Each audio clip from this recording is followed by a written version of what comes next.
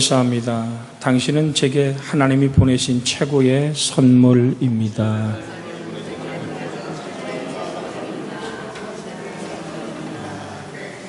중간에 잊어버렸으면 최고의 선물입니다. 당신은 나에게 최고의 선물입니다. 여러분이 서로 바라봄이 그렇게 행복하기를 주의 이름으로 부탁을 드립니다. 아무리 친해도 선물이 아니라 짐이다 그러면 안 돼.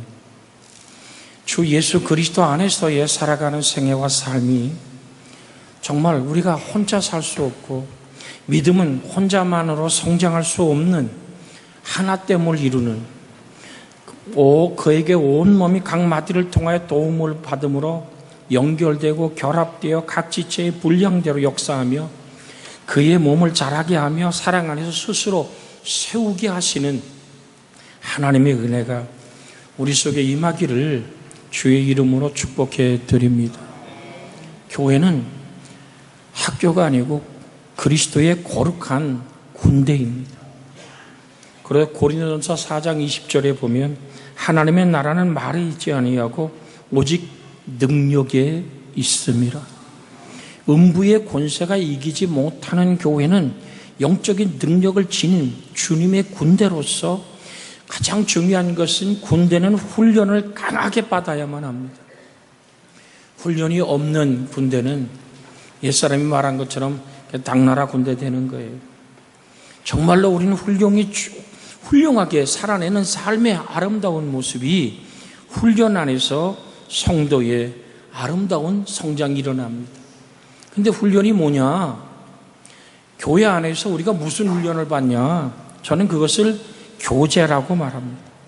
서로 성도 간에 통하고 바라보고 이해하고 서로 간에 마음을 같이 하여, 오늘 성경의 본문에 그렇게 얘기하죠. 한 마음을 품어 아무 일에든지 다툼이나 허용을 하지 말고 오직 겸손한 마음으로 각각 자기보다 남을 어떻게 여기라? 낮게 여겨라.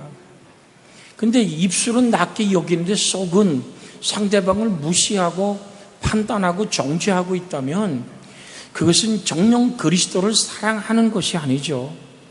여러분, 사랑은 내가 없는 거예요.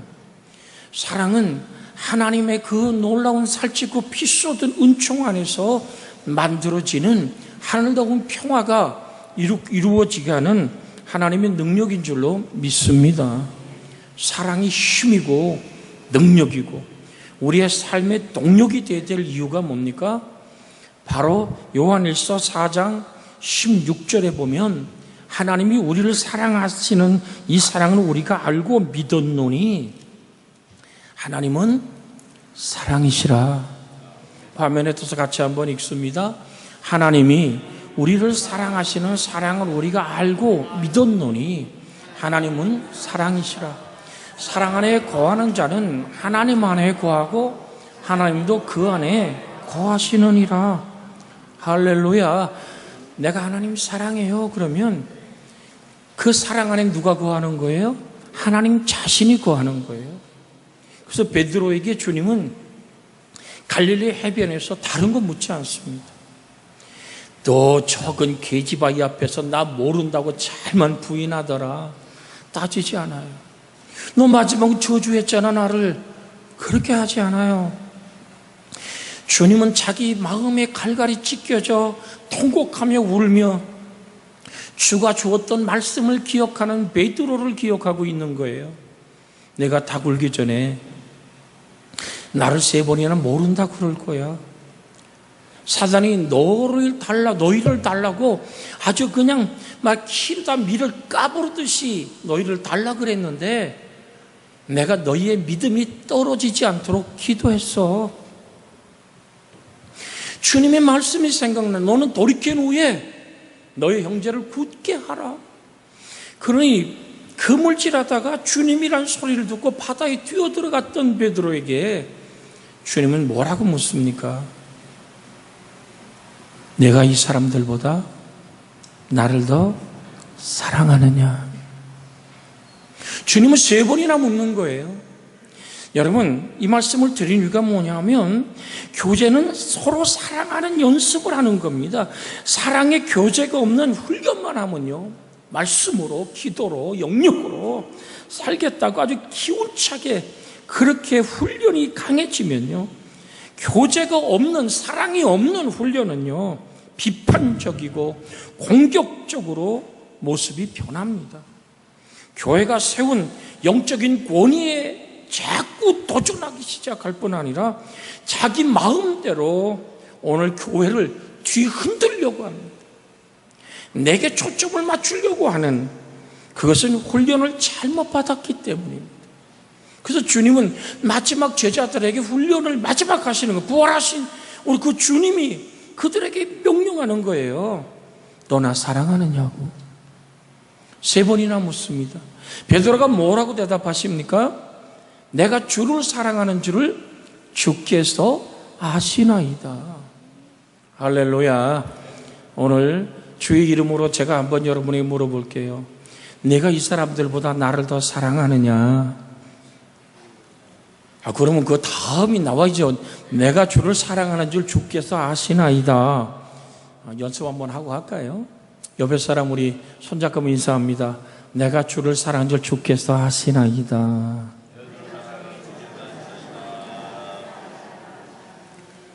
아멘. 누가 하신다고요? 주께서. 내가 누구를? 주님을 사랑하는 줄. 여러분, 이 사랑 안에서, 왜? 하나님은 사랑이시기 때문이죠. 그래서 성경은 뭐라고 말합니까? 로마서 5장 8절에 보면 이런 말씀이 있어요. 로마서 5장 8절 같이 한번 읽어볼까요? 5장 8절 우리가 아직 죄인 되었을 때에 그리스도께서 우리를 위하여 죽으심으로 하나님께서 우리에게 대한 자기의 사랑을 확증하셨느니라. 내가 뭔가 공로가 있고 내가 뭔가 주님을 열심히 사랑하는 어떤 하나님을 향한 그 간절함이 있었기 때문에 사랑하는 것이 아니라 각기 제 길로 가버리는, 우리의 죄를 걸머지고 가는 그리스도 예수 앞에서 뿔뿔이 흩어져 각기 제 길로 가버린 그 모든 무리들을 그대로 사랑하시는 거예요.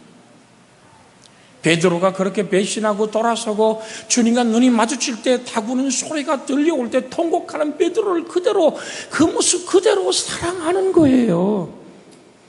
그래서 성경은 이렇게 또 말합니다. 요한일서 4장 10절에 보면 사랑은 여기 있으니 우리가 하나님을 사랑한 것이 아니요 하나님이 우리를 사랑하사 우리의 죄를 속하기 위하여 어떻게 하셨다고요? 화목제물로 그 아들을 뭐 하셨다? 보내셨느니라. 한번 합해서 읽어볼까요? 시작. 사랑은 여기 있으니 우리가 하나님을 사랑한 것이 아니요 하나님이 우리를 사랑하사 우리 죄를 속하기 위하여 화목제물로 그 아들을 보내셨음이니라. 그 아들을 보냈다. 우리가 잘 아는 기적도 한번 암송해 볼까요? 요한복음 3장 16절 시작. 하나님이 세상을 이처럼 사랑하사 독생자를 주셨으니 이는 누구든지 저를 믿는 자마다 멸망하지 않고 영생을 얻게 하려 합니다. 이 말씀이 살아서 능력으로 우리에게 나타나는 것이 부흥이에요.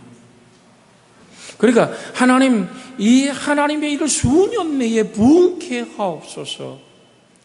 하일 예후라고 말하는 이 부흥이라는 히브리 말은 죽은 것이나 다름없는 것이 생명으로 다시 살아나는 거예요. 저 멸망에 아무런 소망이 없이 갇혀버린 죽음에 앉아있는 그의 사망에서 누가 나를 건져내냔 말이죠. 아담과 하와가 범죄하고 하나님께 가까이 할 수 없는 죽음의 공포와 두려움 안에 있을 때 하나님은 찾아 나서는 거죠. 아담아 너 어디 있니? 사랑하는 여러분, 그래서 여러분과 제 속에 아름다운 공동체 하나님의 교회가 이루어지는 가장 큰 핵심은 뭐다? 사랑 안에 뿌리를 내리는 것이다. 그 사랑은 내가 시작한 것이 아니에요. 하나님이 시작하신 거예요. 그 사랑이 우리 속에 쏟아 부어진 바 된 것이 오늘도 우리가 떡과 잔을 나눴던 이 성찬 안에서 수직적으로 하나님의 사랑이 우리 속에 흘러들어오면 수평적으로 형제를 사랑함이 같이 흘러가는 생명이 되어야 될 줄로 믿습니다. 그래서 성경은 이렇게 말합니다. 그들이 먹을 때 예수께서 떡을 가지사 축복하시고 떼어 제자들에게 주시며 이르시되 받아서 먹으라, 이것은 내 몸이니라 하시고 또 잔을 가지사 감사 기도하시고 그들에게 주시며 이르시되 너희가 다 이것을 마시라, 이것은 죄 사함을 얻게 하려고 많은 사람들을 위하여 흘린 바 나의 피 곧 언약의 피니라. 나의 피다, 언약의 피다. 너희의 죄를 씻기 위해서 쏟아낸 내 생명을 쏟은 것이라고 마태복음 26장 26절 28절의 말씀을 읽습니다. 그래서 머리 대신 그리스도가 우리에게 쏟아놓으신 이 사랑이 내 가슴 속에 물밀어오는 축복이 되고 파도치는 물결이 되기를 주의 이름으로 부탁을 드립니다. 머리 대신 그리스도로 말미암아 도움을 받아서 결합하고 그 지체의 분량들이 역사의 몸을 자라게 하듯이 우린 사랑 안에서 세워지는 믿음의 사랑의 공동체가 되어야 될 줄로 믿습니다. 여러분, 교회는 탄생부터 믿음을 가진 자들의 모두가 다른 형제 자매들이 어울리는 공동체의 일원이 되었음을 기억해야 됩니다. 믿음이란 여러분 혼자서 성장할 수 없는 겁니다. 신앙이란 외딴 성처럼 혼자 사는 것이 아니라 함께 살아가는 것이고 그 예수 그리스도를 기대어 살며 하나님의 아름다운 교회가 만들어져가는 줄로 믿습니다. 우리 전도서 한번 읽어볼까요? 전도서 4장 9절에서 12절에 있는 말씀을 우리 한번 읽습니다.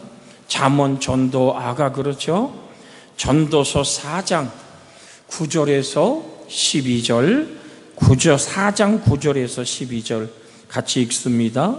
시작. 두 사람이 한 사람보다 나으면 그들이 수고함으로 좋은 상을 얻을 것입니다.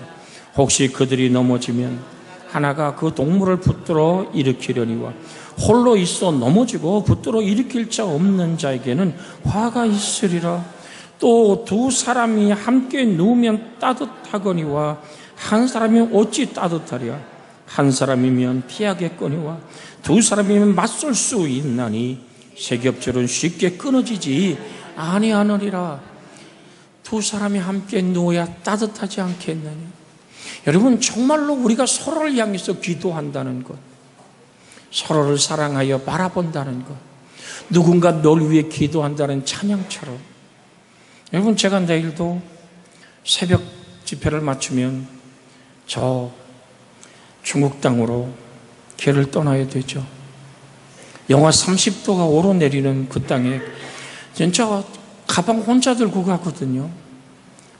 공항에 내렸을 때 그 불어오는 찬바람, 왠지 그렇게 슬프고 서러울 수가 없어요. 어머나 할지 몰라도요, 정말 하나님 나를 위해 기도하고 정말 하나님의 사랑으로 하나 된 주의 은혜가 임하여 주시옵소서라고 하나님을 향해서 기도하며 공항을, 누가 공항에서 나를 환영합니까? 어쨌든 까타를 잡고 조사하려는 그 여러분의 통과해야 될 그 오늘 입국 심사들을 맞출 때, 오늘 사랑하는 여러분, 그러나 우리가 힘이 되는 이유는 뭡니까? 볼지어다 어떻다고요? 세상 끝날까지 내가 너희와 항상 함께 하리라. 더불어 같이 갈 수 있는, 여러분이 누군가를 위해 손을 들고 축복할 수 있다는 이 행복이 여러분과 제 안에 항상 나누는, 받는 것보다는 주는 것이 복이 있다는 말씀으로 오늘 새벽에 같이 나눴습니다마는, 우리는 수고하는 손길에 누군가 내가 사랑할 수 있는 따뜻함이 전해질 수 있는 사람이 있다는 사실 앞에 우리는 항상 감사하는 영혼들이 되어야 될 줄로 믿습니다. 왜 따뜻해지지 않을까요? 에스겔 11장 19절에서 20절의 말씀을 읽으며 또 우리가 어떻게 사랑 안에 있어야 될까? 에스겔서 11장 19절에서 20절입니다. 같이 읽습니다.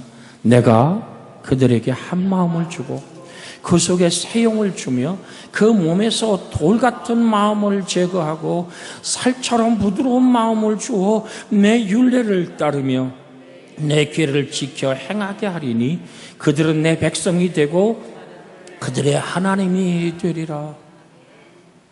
왜 서로 사랑할 수 없을까요? 그 몸에서 돌 같은 마음이 있어서 그래요. 날마다 바라보면 섭섭한 거죠. 힘든 거죠. 여러분, 제가 지금 제 아내와 함께 살아온 세월이 벌써 30년이 넘어갔는데요. 지금도 뭔가 이렇게 균형이 좀 안 맞는 게 있어요. 그게 뭔지 아세요? 우리 집사람이 저보다 6살 아래예요. 항상 내가 마치 자루에다가 넣어서 훔쳐온 것처럼 우리 처갓집 식구는 아직도 저를 바라보고 있어요.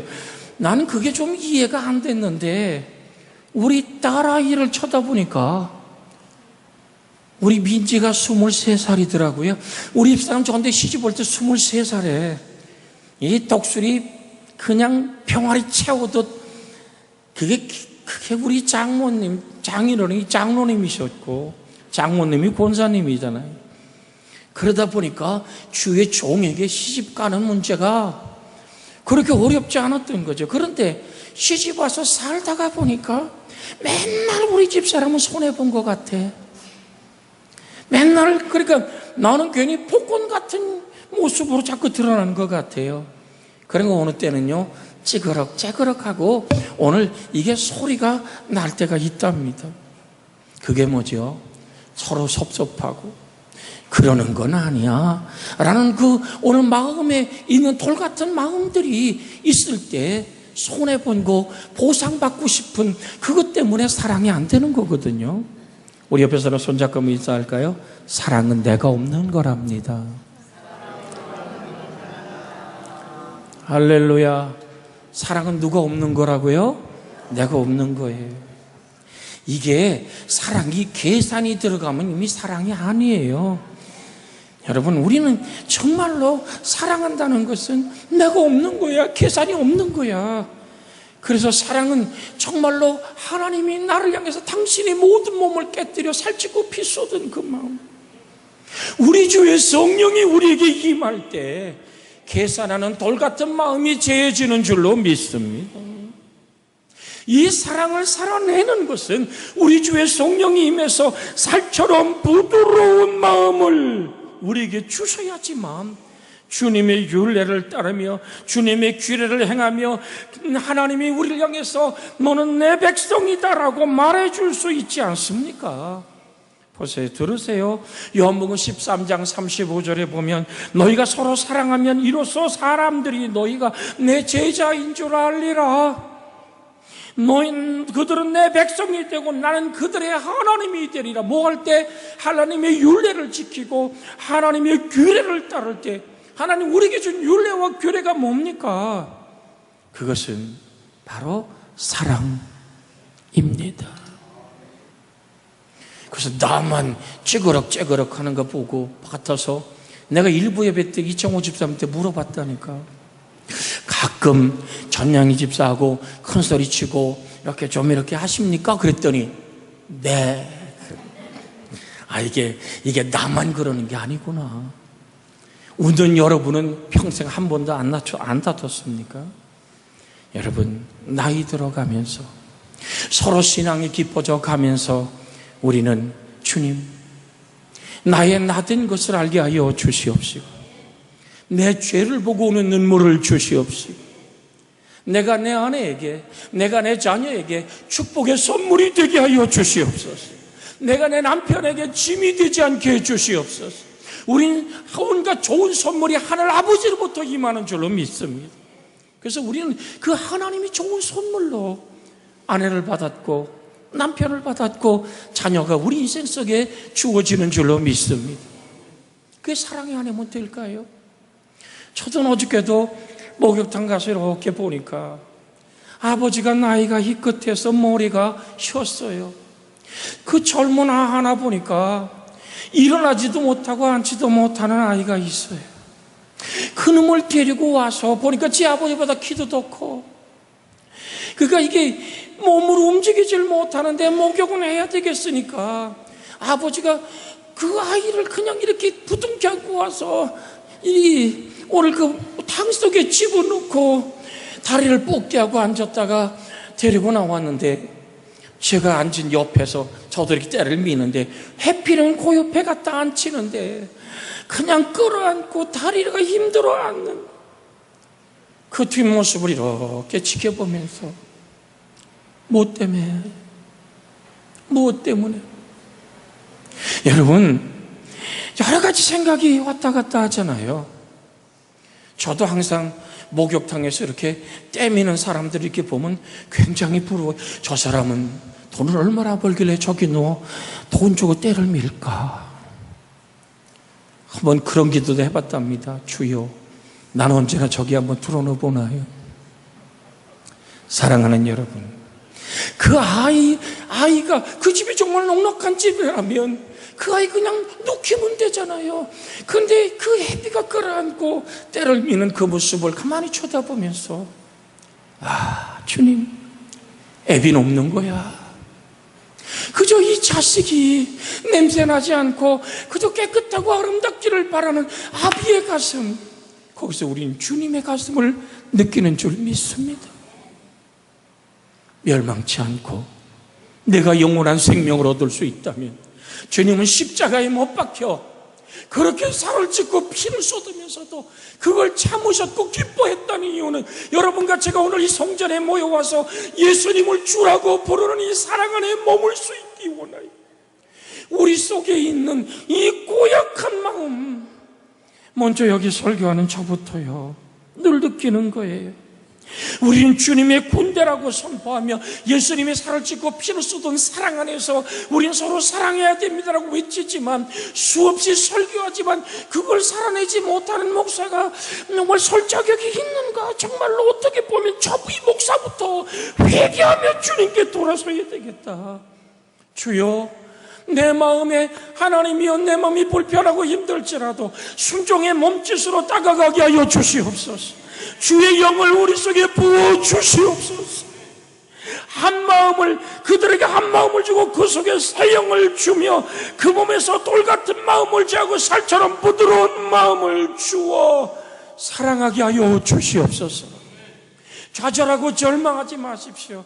때로는 깊은 우울한 밤을 건너가지 마십시오. 주님은 여전히 당신을 사랑해서 말합니다. 내가 너를 지명해 불렀나니 너는 내 것이라. 주님 말씀하잖아요. 내가 물 가운데 지날 때 물이 너를 침몰하지 못하게 할 것이야. 네가 불 가운데 건너갈 때 불이 너를 사르지 못하게 하리라. 왜? 너는 내 사랑이니까. 근데 조건이 하나 있거든요. 내 양은 목자인 나의 목소리를 듣는다 그랬어요. 사랑하는 여러분, 주의 목소리가 들려오기를 주의 이름으로 부탁을 드립니다. 오늘 단순한 기도의 공동체, 말씀의 공동체, 우리가 서로 의지하는 공동체 중요합니다만 사랑 빠진 것은 아무것도 아닌 겁니다. 믿음, 소망, 사랑, 이 세 가지는 항상 있을 것인데 그 중에 제일은 뭐라고요? 사랑이니라. 아멘.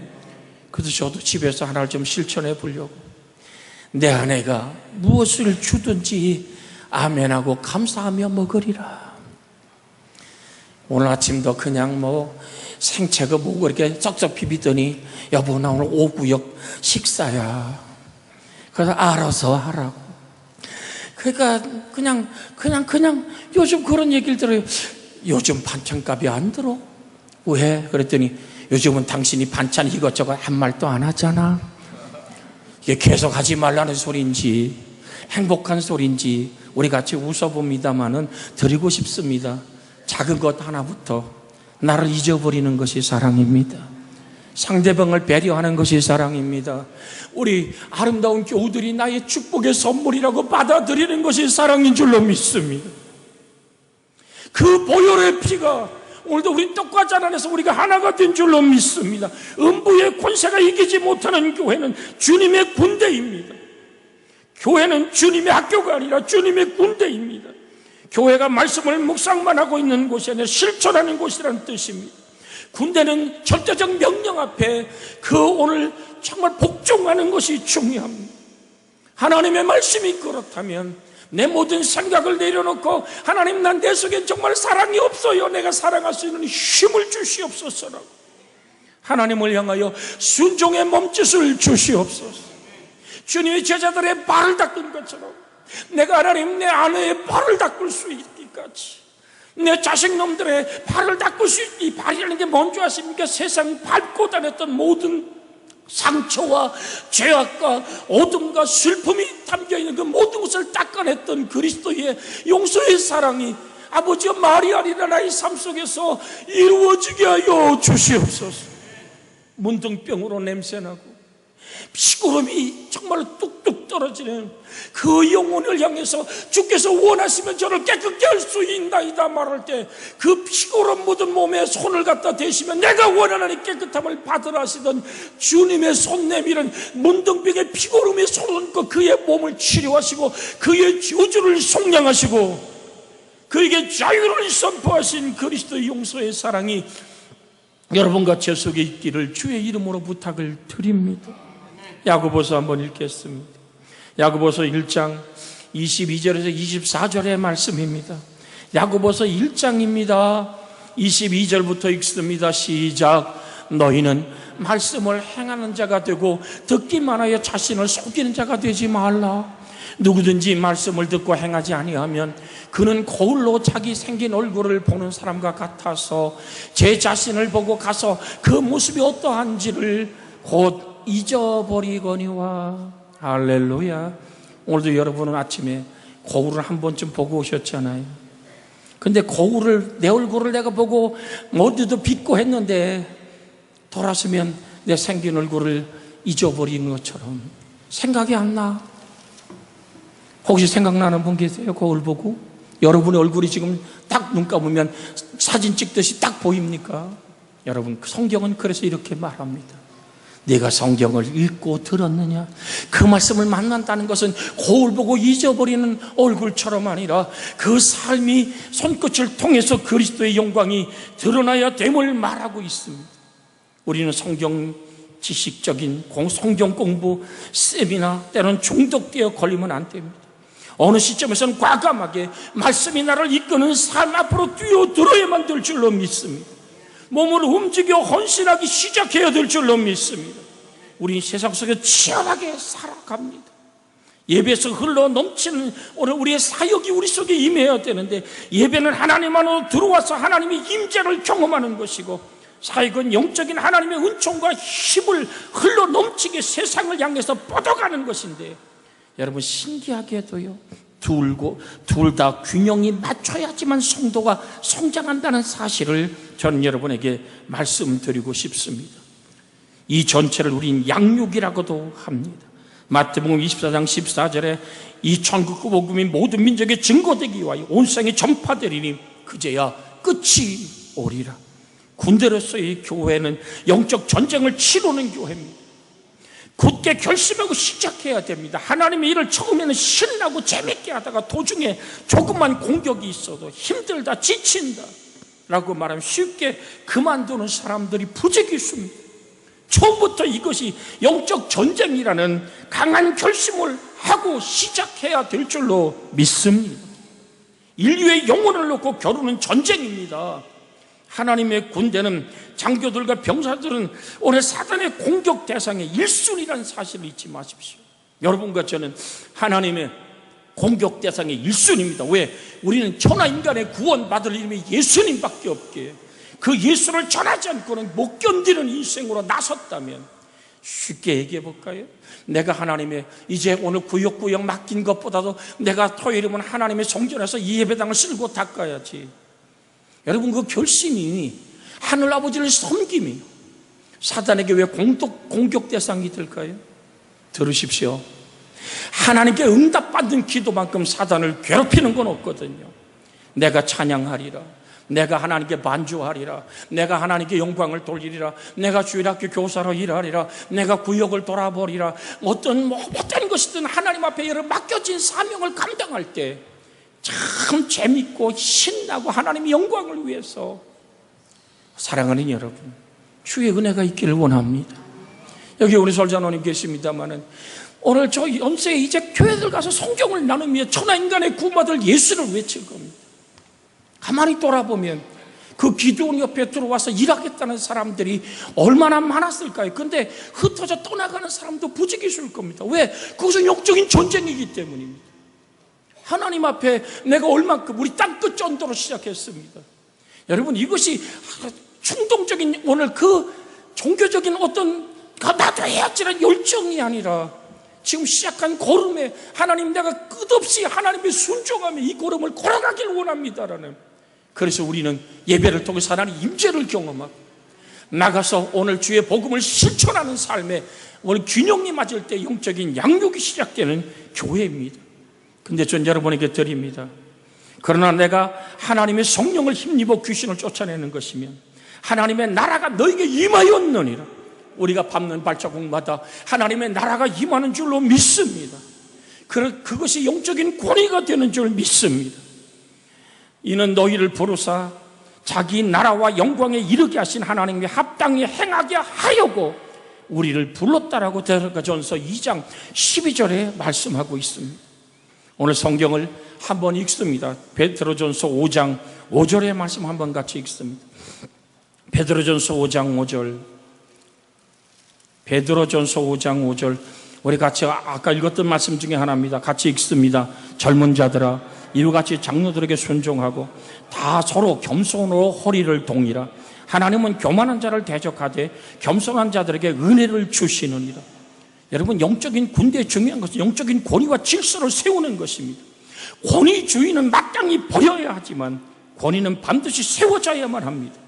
교회 권위는 직분이 주는 것이 아니라 영적인 실력과 인품이 주는 것입니다.